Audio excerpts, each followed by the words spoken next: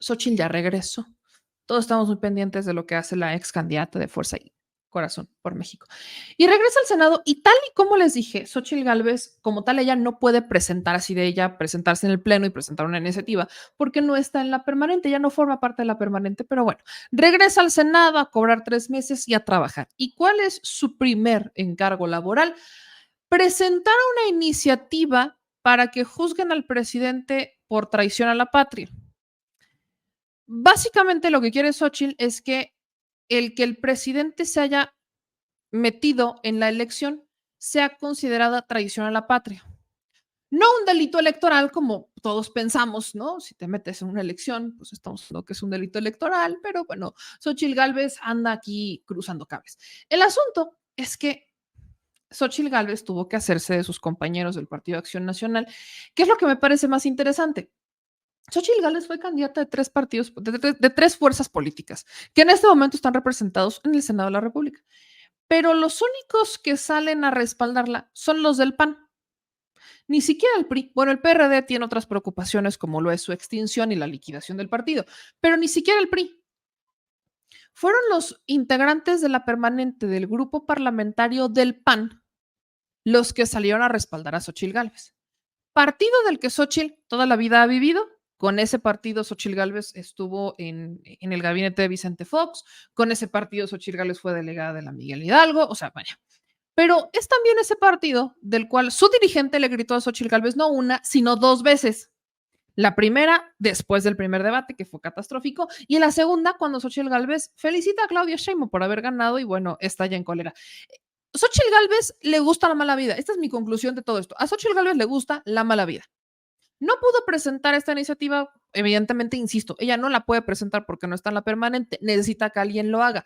Pero la unidad ya se rompió, ¿eh? Los de Fuerza y Corazón por México ya no existen. PAN, PRI, PRD está cada quien por su lado. Alito Moreno con el PRI está promoviendo su reelección como dirigente del PRI, porque, bueno, insisto, Alito Moreno no se quiere ir de la dirigencia del PRI hasta que termine su misión de destruir al PRI. Luego tienes a Chucho Zambrano, que evidentemente los legisladores del PRD que están en la permanente, pues sí le tienen un cierto resentimiento, particularmente hablemos de Mancera, que Miguel Ángel Mancera intenta ser candidato, al menos jugar a que contendía en la interna del PRI-PAN-PRD, pero como no lo logra y básicamente Chucho Zambrano se arrodilló a los intereses del PAN, se le fueron encima, ¿no? Diciendo que debería de haber defendido la dignidad, cosa que tampoco pasa, después se reconcilian y bueno. Entonces, no había representantes del PRI ni del PRD respaldando a Xóchitl, solamente los del PAN, los que la trataron de la patada. De los que Xóchitl Gálvez se quejó porque no le dieron dinero para su campaña. O sea, el Partido Acción Nacional fue el que manejó el recurso en la campaña. Xóchitl Gálvez toda la campaña se quejó del PAN porque no le dio dinero y porque no le dio el dinero suficiente. Particularmente se queja de Marco Cortés. Ninguno de los que está ahorita respaldando a Xóchitl fue para decirle a Marco Cortés, oye, hay que meterle más dinero, oye, hay que ayudar a Xóchitl. Ninguno. Todos estaban preocupados por sus respectivos cargos o por su respectivo hueso o el de su familiar o el de su amigo o el que fuera. Pero no les preocupaba a Xóchitl Gálvez. ¿Y Xóchitl Gálvez con quién regresa? Con el Partido de Acción Nacional. Definitivamente yo no encuentro otra manera de explicar cómo es que a Xóchitl Gálvez le encanta la mala vida. Vamos a escuchar lo que presentó Xóchitl Gálvez, que además también es bastante burdo, y ya lo expliqué, pero ahorita lo reexplicaré. Solamente quiero que lo escuchen con atención, porque Xóchitl Gálvez quiere que lo que hizo el presidente en las mañaneras, a lo que ella denomina que el presidente fue machista, intervino en las elecciones, etcétera, etcétera, sea considerada traición para que entonces le pueda juzgar. Cuando de hecho, uno de los delitos por los que puedes juzgar al presidente, aunque a Xochitl Gálvez se le olvida, está en el artículo 108 constitucional, por cierto, es el del delito electoral, así como cualquier otro. Pero ante la falta de pruebas que demuestran delitos electorales que habría cometido, según Xochitl Gálvez, el presidente, pues ahora quiere mezclar las cosas a ver si así medio le funciona.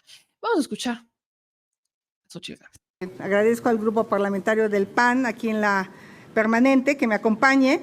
Y bueno, les voy a leer un poco el contexto de la iniciativa que inscribí hoy para que el presidente de la República sea castigado por traición a la patria. El modelo electoral vigente proviene de lo ocurrido el año 2006, en el que el hoy presidente Andrés Manuel López Obrador acusó la intervención electoral al titular del Ejecutivo, Vicente Fox. Esto derivó en la reforma electoral del 2007, con la que se buscó impedir el uso del poder público a favor o en contra de cualquier partido político o candidato.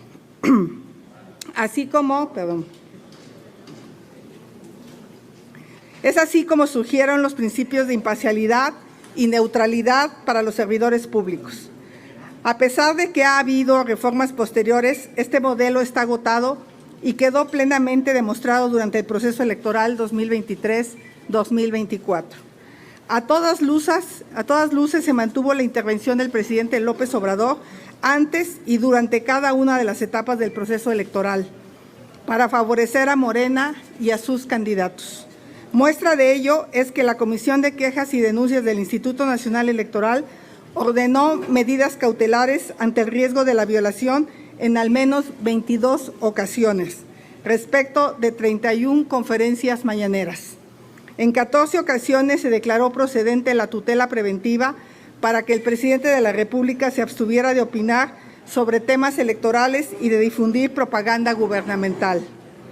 Además, en al menos 55 expedientes, el Tribunal Electoral del Poder Judicial de la Federación emitió sentencias a causa de actos del presidente, en el sentido de declarar que intervino para favorecer a las candidaturas de Morena.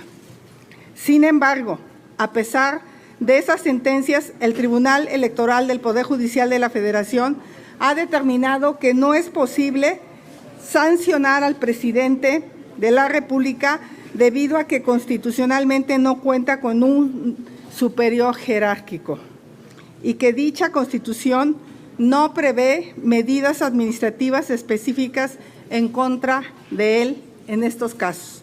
Ante esto, es necesario reformar el Código Penal Federal y la Ley General de Materia de Delitos Electorales para que estas conductas del titular del Poder Ejecutivo Federal sean tipificadas como traición a la patria. El objetivo de esta iniciativa es adicionar un artículo 123 bis al Código Penal Federal y un artículo 5 bis a la Ley General de Materia de Delitos Electorales con la finalidad de tipificar y sancionar como traición a la patria a las conductas de la persona titular del Poder Ejecutivo Federal cuando éstas violen las leyes electorales, ya sea dentro o fuera del proceso electoral. Se establecerá lo siguiente. Artículo 123 bis.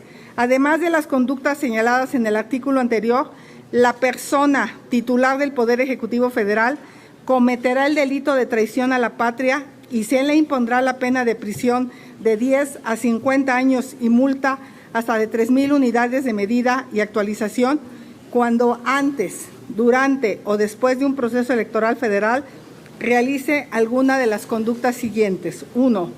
Use o permite el uso de los recursos públicos, bienes, fondos, servicios o beneficios relacionados con la administración pública con la finalidad de iniciar en el electorado, con la finalidad de incidir en el electorado para posicionar a una persona precandidata, aspirante a candidata, candidata a partido político o coalición.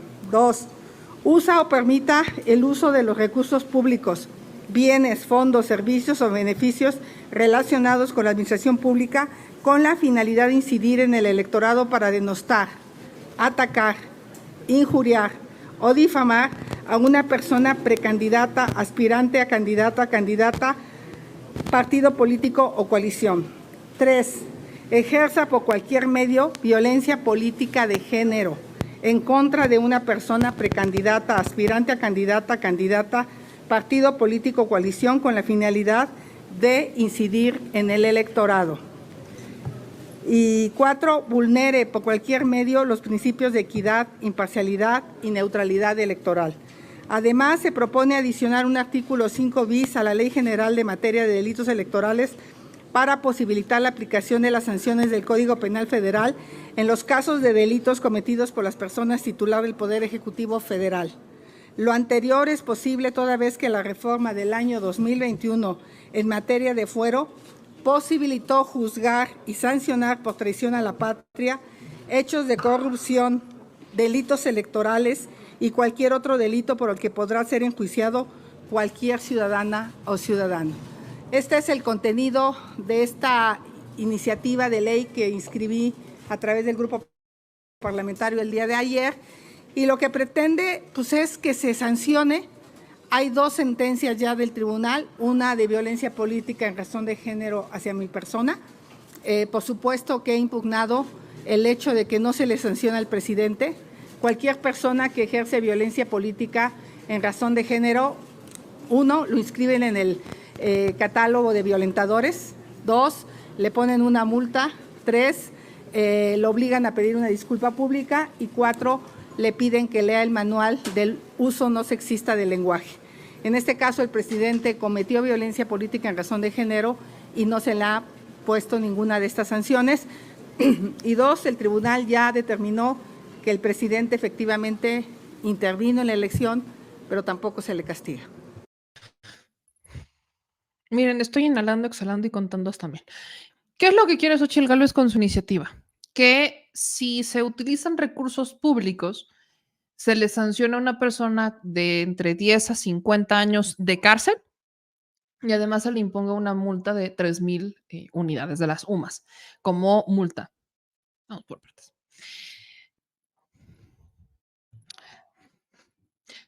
Xochitl Gálvez presenta una iniciativa en la que pretende justificar su derrota diciendo que A, es culpa del presidente porque utilizó, según recursos públicos, para impulsar la candidatura de Claudia Sheinbaum.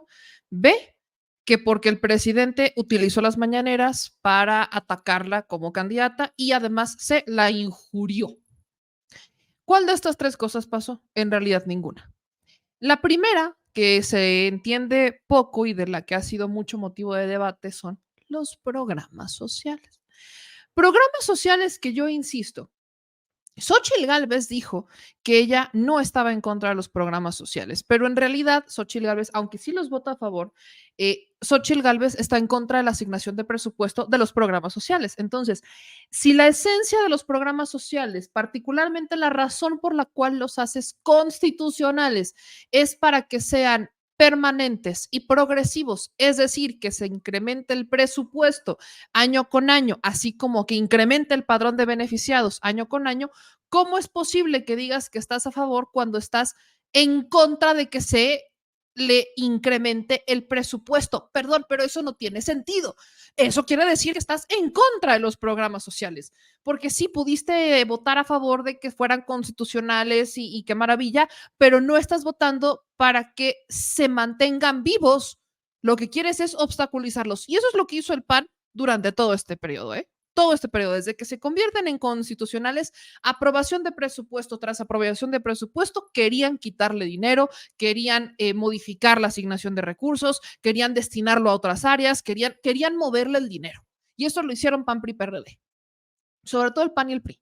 Y la propia Xochitl Gálvez. Entonces, que no me venga y me diga que esta era la superdefensora de los programas sociales, porque en la realidad no es cierta. Pero además, la propia Xochitl Gálvez ahora está diciendo que si Claudia Sheinbaum ganó con tantos votos fue porque el presidente utilizó recursos para que sus programas sociales eventualmente significaran votos para Claudia Sheinbaum. Lejos de entender algo que muchos hemos entendido y que la ciudadanía ve con claridad. ¿Quién en su sano juicio votaría por un proyecto contrario al que le dio bienestar? ¿Quién en su sano juicio lo haría? Los programas sociales clientelares, ¿qué son? Y me encantaría que hagamos una magnoconferencia, no sé, para explicar lo que es un programa social clientelar. Lo explico, porque si uno entiende lo que es un programa social clientelar, entiende entonces por qué los programas sociales en este momento no son clientelares, pero por supuesto que es la razón por la que la gente quiere seguir votando por un proyecto como lo es el que representa el presidente López Obrador. Permítanme ahondar. Un programa social clientelar era un programa en donde condicionaban la entrega de ese recurso a través de tu voto. ¿Cómo lo hacían? Porque no es nada más decirlo por decirlo, cualquiera lo puede decir. ¿Cómo lo hacían? La clave para que un programa social fuera clientelar era que hubiera un intermediario para que se te entregue. Esa es la clave, el intermediario. Ese intermediario es el famoso empadronador, es el líder de la colonia o la líder de la colonia que servía a los intereses de un político o de un partido político. Podía ser el mismo, podía cambiar, ahora sí que el que diera más. y iba con los vecinos a decirles, pues es que hay este programa social. Además, recuerden que había una lista, había un catálogo de 1000 programas sociales que beneficiaban a una, así, a una pulguita de gente. Entonces, este líder iba con los vecinos y les decía, bueno, es que viene este programa social, o los vecinos sabían que tenían que ir con ese líder. Y ese líder recopilaba las credenciales del lector y todos los requisitos, todos los documentos que te pedían para ir a las famosas ventanillas que se abrían en determinado periodo y presentaba los expedientes integrados de las personas a las que les iban a dar ese programa social. ¿Qué pasaba después? No era evidentemente fortuito, no era al azar a ver si chicle y pega. Había ya un político o alguien con aspiración política, con interés operativo en la política, que sabía que ese programa social lo estaban ingresando estas personas y que hacía, movía todos los hilos para que ese programa social llegara. Y entonces cuando lo entregaron, existiera este principio de lealtad al político, porque gracias a él o a ella se entregó ese programa social. Eso es un programa social clientelar. Eso es lo que significa un programa social. El uso de un programa legítimo para beneficio de las minorías, de los que más lo necesitan, y que a través de un principio de lealtad de gracias a mí, yo político, no yo Estado, sino yo político, tú tienes ese programa social, hoy recibes este recurso, o hoy recibes este apoyo, hoy tus hijos reciben este apoyo y no lo reciben otras personas. Tú lo estás recibiendo gracias a mí. Ese es el principio clientelar de un programa social.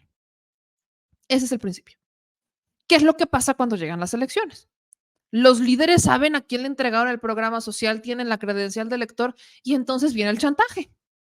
Viene este chantaje de este político, fulanito, fue el que le dio a tu hijo el programa social para que pudiera ir a la escuela. Es el que ayudó a que entrara a la escuela. Y entonces, como tu hijo forma parte de este privilegio, de este grupo que no cualquiera, al cual así lo dicen, quizás con otras palabras, pero el mensaje es ese, tú tienes que votar por él. Si no votas por él, te lo van a quitar. Y literalmente sí se los quitaban, porque el diseño del programa social hacía que dependiera de muchas personas y que no fuera una garantía, sino que fuera dependiente. Si votabas por el político o si ganaba el político, eventualmente iba a seguir teniendo las palancas para ayudarte a que te bajaran un recurso o que te llegara un programita. Si ese político no ganaba, entonces te quitaban el programa porque ya no tenía las palancas para promover que ese recurso o ese programa llegara a ti. Ese es un programa social clientelar. Así es como funcionaron muchos años. Llega Andrés Manuel y ¿qué es lo que hace? Erradica a este intermediario, lo quita del camino y hace que el programa social te llegue de manera directa a ti.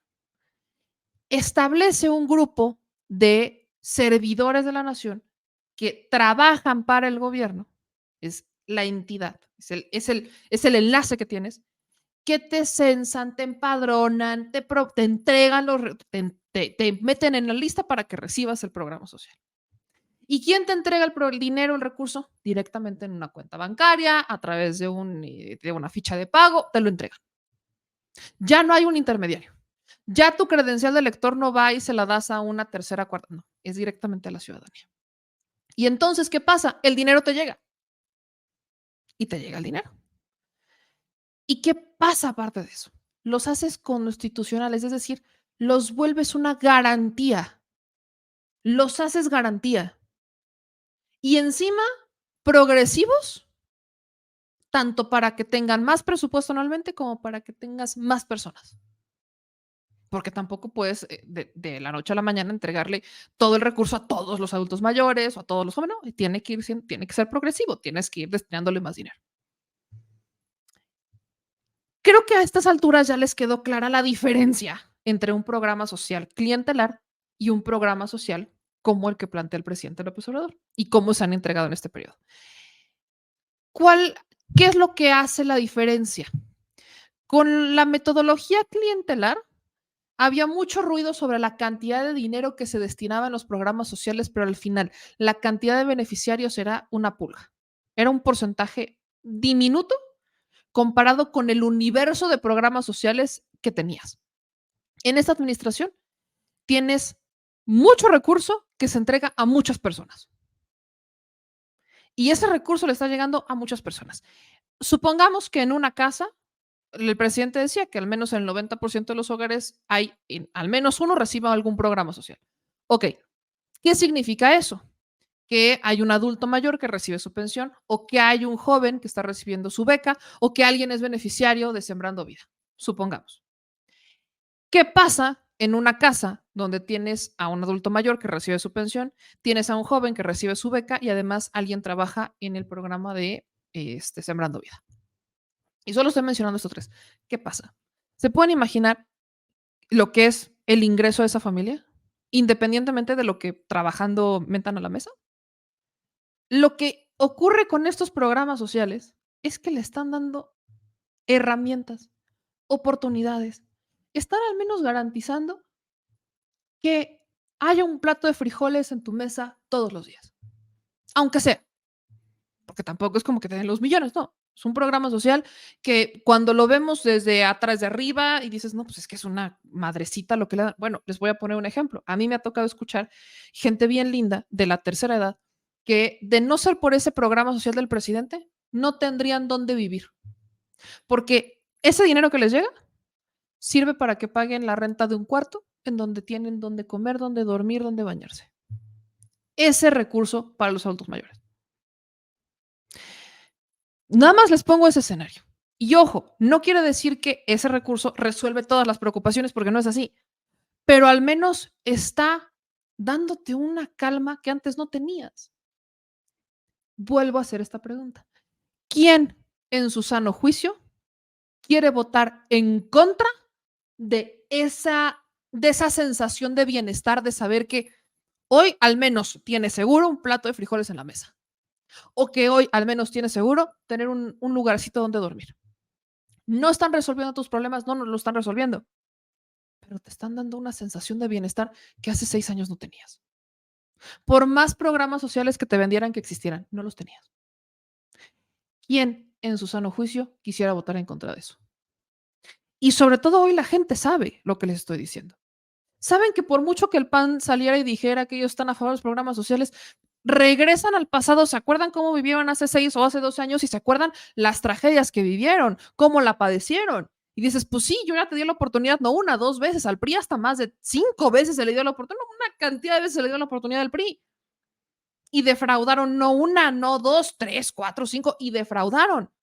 ¿Cómo es posible que después de defraudarme tantas veces me quieras venir a ver la cara y me quieras decir que confíe en ti, cuando quieres colgarte, porque aparte la campaña era esa, colgarse los programas sociales de esta administración? La campaña de Vicente Fox diciendo que ellos crearon el programa de adultos mayores, que no se nos confunda. El que crea el programa de adultos mayores fue Andrés Manuel en la Ciudad de México y lo replica Fox a nivel nacional porque fue una muy buena idea. Y ahora resulta que es suyo. No, pues sí, vamos a aplaudirles. La manera en la que se entregaba ni siquiera era la manera adecuada. La gente lo sabe, no porque hiciéramos una campaña o porque le pidieras al instituto que hiciera espectaculares diciendo que no porque votaras por un proyecto distinto se iban a desaparecer los programas sociales, porque eso también es falso. Y lo dijimos en más de una ocasión.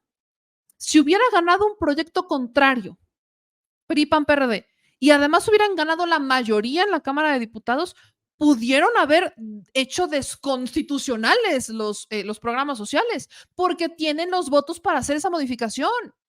La gente lo sabe, pero no. Xóchitl Gálvez, todo lo que les acabo de explicar, que pareciera complejo, pero pues cuando se explica se entiende. Xóchitl Gálvez todo esto lo ha simplificado en decir, esos programas sociales ayudaron a impulsar a Claudia Sheinbaum. No terminan de entender por qué perdieron. Esa es la esencia de todo esto. No terminan de entender por qué perdieron. Lejos de sentarse a hacer una autocrítica, de decir, además de los errores del PAN, PRI, PRD, qué es lo que yo hice mal, por qué no. O sea, lejos de buscar mejorar, si es que quieres continuar en la carrera política, lo que está haciendo Xóchitl Gálvez es echar culpas y no entender por qué perdió. Y es bien lamentable, porque la diferencia se entiende, es muy sencilla. Si usted no la había entendido de alguna manera, aquí se la explico, es muy sencilla, bien sencilla. La otra por la que Xochitl quiere tumbar es porque el presidente dijo que Xochitl Gálvez fue impuesta por oligarcas. Ya lo hemos discutido en más de una ocasión. ¿No fue así? Ahí estaba Claudio X González, que fue el que se encargó de juntar al PRI-PRD. Fueron estos tres hombres que se pasaron el arco del triunfo, su proceso disque democrático, olvidaron eso del voto popular y nombran a Xochitl Gálvez candidata por aclamación popular sin tener ninguna prueba, más que unas encuestas, que incluso la que le daba mayor ventaja era la telefónica, ni siquiera la de vivienda. Pero no quisieron arriesgarse a ver si Beatriz Paredes le ganaba en los votos populares, en el voto físico, y prefirieron proclamarla por literal aclamación popular. En realidad el presidente mintió. No, no mintió. Ahí está. La propia Xochitl Gálvez confirma en las últimas entrevistas que dio que ella nunca tuvo el control de su campaña. Perdón, pero el presidente no mintió. Ahora, ¿no le gustó? Pues no, a nadie le gusta que le digan sus verdades y menos cuando están diciendo una que va en contra de lo que has intentado presentar en tu campaña, que es que te manda sola. Nunca pasó así. Y la otra, censurar al presidente. Digo, yo creo que sí hay que hacer modificaciones electorales, pero para que todos puedan hablar. ¿Por qué vamos a coartar la libertad de expresión de una persona? Nada más porque es que es el presidente. Y entiendo el poder que tiene el presidente, créanme, lo entiendo. Pero en otros países, los presidentes hablan, ¿eh? En Estados Unidos tienes a un presidente que está en funciones, hablando sobre los procesos, y nadie dice nada, y ahí no los veo ni siquiera quejarse. De hecho, aclaman la democracia de Estados Unidos. Aquí sí quieren censurar al presidente porque tiene el poder popular y porque creen que puede incidir en los votos sin entender que así el presidente se haya quedado callado todo el proceso, así el presidente no hubiera hecho mañaneras durante todo el proceso electoral, el resultado no hubiera sido distinto. Es de verdad una necedad la de no querer entender qué es lo que pasó el 2 de junio. Y es bien lamentable. ¿Saben qué es lo peor del caso? Que en esta misma conferencia de Xochitl Gálvez, pues le preguntan, literalmente le pregunta a un reportero a Xochitl Gálvez, pues que en esencia esta iniciativa, pues, ¿cuál sentido va a tener? No tienen ni los votos para aprobarla. Entonces, tal parece ser que es solamente una iniciativa testimonial. Ella sabe que no tiene los votos para que se apruebe. Todos sabemos que no tiene los votos para que se apruebe.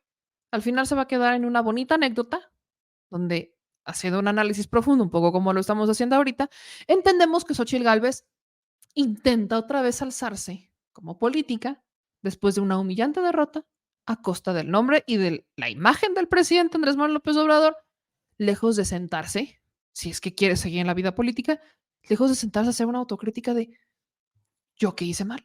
Vean. Quisiera hacer un comentario en relación. Me parece que esta propuesta, iniciativa de ley que hace nuestra compañera Xochitl Gálvez, senadora y ex candidata, es de la mayor importancia, porque no debería de haber en este país ninguna persona que se escape a estar obligada a cumplir con la ley. Y lo que sucede es que el presidente, hoy como está nuestra legislación, desde la orden constitucional, es que no hay sanción para el presidente. Entonces, salvo por aquellos delitos que se consideren traición a la patria.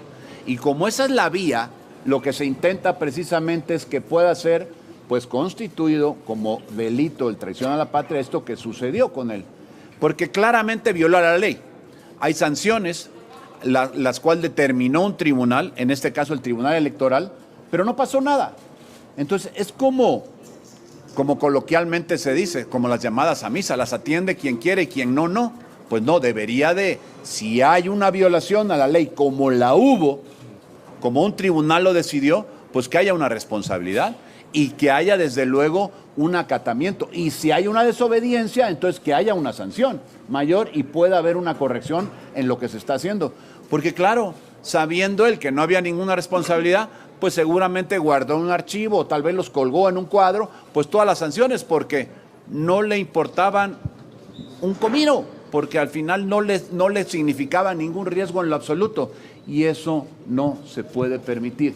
Tiene que haber para todo aquel mexicano, así seas el presidente de la República que viola una ley, una sanción. Y tiene que estar obligado a precisamente cumplir con los ordenamientos de la ley, si no, ¿para qué las tenemos?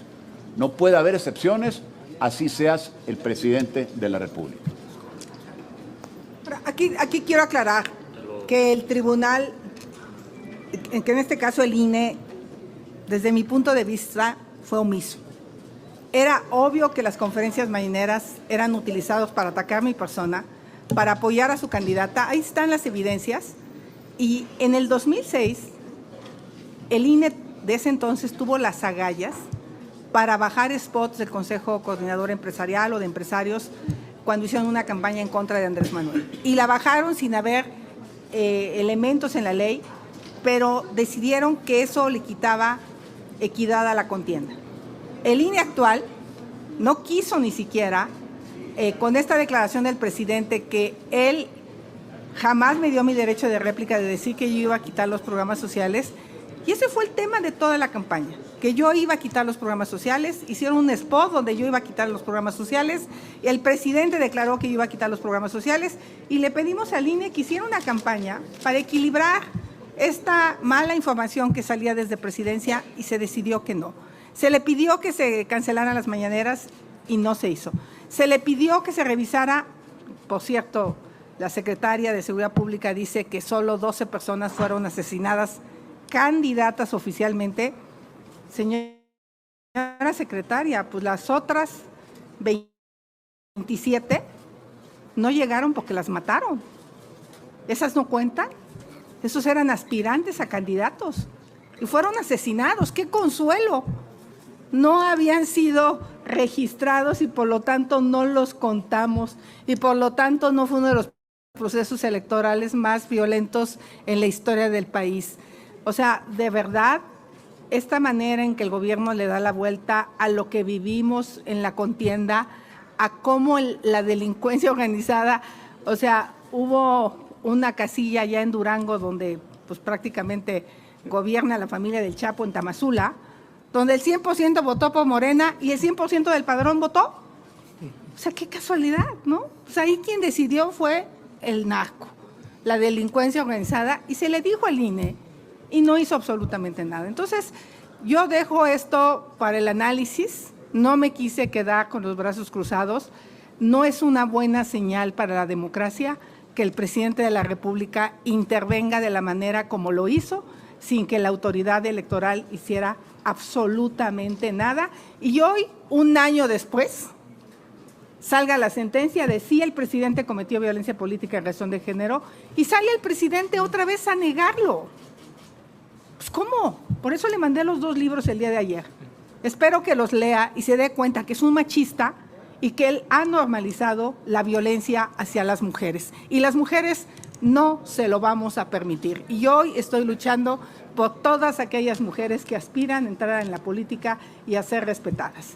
Y yo espero que el tribunal atienda mi impugnación para que sí quede inscrito el presidente de la República en el Registro Nacional de Violentadores Políticos y ofrezca una disculpa pública antes de irse de la presidencia, porque lo que hizo con mi persona es absolutamente inaceptable. Gracias. Senadora, si nos permite, le pregunta el columnista Francisco Garfias. Hola. Yo quería preguntar, sé que la iniciativa es absolutamente legítima y que es necesario hacerlo, pero me pregunto con qué votos la van a sacar. ¿Va a ser una iniciativa solo testimonial o cuál es el propósito? Pues mira, la virtual presidenta electa dijo que va a escuchar a la oposición. Cuando el presidente de la República perdió en 2006, el entonces PRD tenía no los votos suficientes para sacar esta iniciativa y el resto de los partidos escucharon su planteamiento. El resto de los partidos pusieron en la ley el que el presidente de la República no pudiera participar en el proceso electoral. Esa es una reforma que se hizo gracias a Andrés Manuel López Obrador, porque en ese entonces las reformas electorales se construían en consenso. Sé que viene un debate de la reforma electoral. Aquí está este documento para que si Morena quiere que sigamos viviendo en un país democrático, porque hoy es imposible enfrentar una elección de Estado. O sea, yo competí contra los 26,000 servidores de la nación, pagados con dinero público, tocando casa por casa diciéndoles que yo les iba a quitar los programas sociales. Eso es algo totalmente inequitativo. Eso es inaceptable. Entonces, la dejo. Veremos de qué está hecha la virtual presidenta electa, si realmente decide escuchar a la oposición, que no es cosa menor, ¿eh?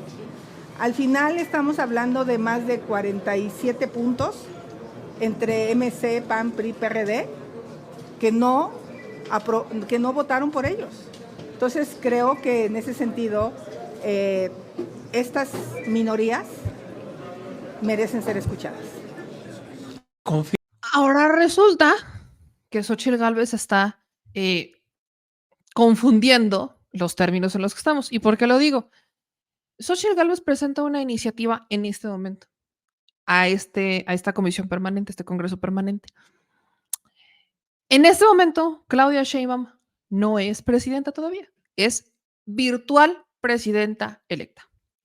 Pero además, es una discusión del legislativo, no del ejecutivo. ¿Por qué entonces, si no le aprueban la iniciativa, es culpa de Claudia? ¿Me puede alguien explicar? La senadora ingeniera con una memoria de erudita, ¿cómo es posible que no sepa sobre la división de poderes? Creo que todos entendemos que esto es una situación que le compete al legislativo. En este momento, se tiene que discutir entre los legisladores, los senadores y diputados de la permanente en este instante. Tienen que discutirla y entonces ver si existen o no los elementos para subirla al pleno, o más bien para inaugurar una sesión extraordinaria y eventualmente discutir la iniciativa de Xóchitl Gálvez, cosa que no tienen los votos en este momento. Es una iniciativa que presentará y la van a desechar. Se las apuesto, la van a desechar, porque no tiene elementos. Ya existen elementos para juzgar a un presidente, incluso por delitos electorales. Si Xóchitl Gálvez tiene las pruebas de que el presidente cometió un delito electoral, que vaya y las presente ante la Fiscalía Especializada en materia de delitos electorales y el proceso sea distinto, pero no tiene los elementos para hacerlo y entonces quiere hacer una modificación para que entonces, perdón, pero Xóchitl Gálvez, senadora, que dice que tiene una memoria privilegiada porque sabe de memoria cuáles son las 5 capitales de los 5 continentes del mundo, ¿no? Me está diciendo que no entiende la diferencia de entre los 3 poderes. Me está diciendo Xóchitl Gálvez que quiere responsabilizar a la virtual presidenta electa por una iniciativa que se va a presentar fuera siquiera de que ella tome protesta o del Congreso que va a entrar con ella el próximo septiembre. Perdón, pero no tiene ni pies ni cabeza. ¿Cuál es el resumen de todo esto y por qué me parece importante mencionarlo? Porque Xóchitl Gálvez, así como toda la oposición, van a ser los principales damnificados de la ausencia de Andrés Manuel López Obrador. Los vamos a ver sufrir. Se han quejado de él todo este periodo. Y es increíble cómo al mismo tiempo son los que más necesitan a Andrés Manuel. Sin Andrés Manuel, la oposición simplemente no tiene de qué discutir, no tiene a qué oponerse, no tiene nada que hacer. Básicamente, Andrés Manuel López Obrador le vino a dar chamba a la oposición porque no saben ser oposición. Mezclan los términos, los procedimientos, confunden absolutamente todo. Uno pensaría que Morena va a ser el principal damnificado de la ausencia de Andrés Manuel López Obrador, pero no. Hoy veo y escucho a los integrantes de la oposición, a la candidata de oposición en su momento. Yo no sé qué van a hacer cuando López Obrador se vaya a su rancho. No tengo idea. Solamente me queda decirles que Mar de Lágrimas es poco comparado a lo que se viene.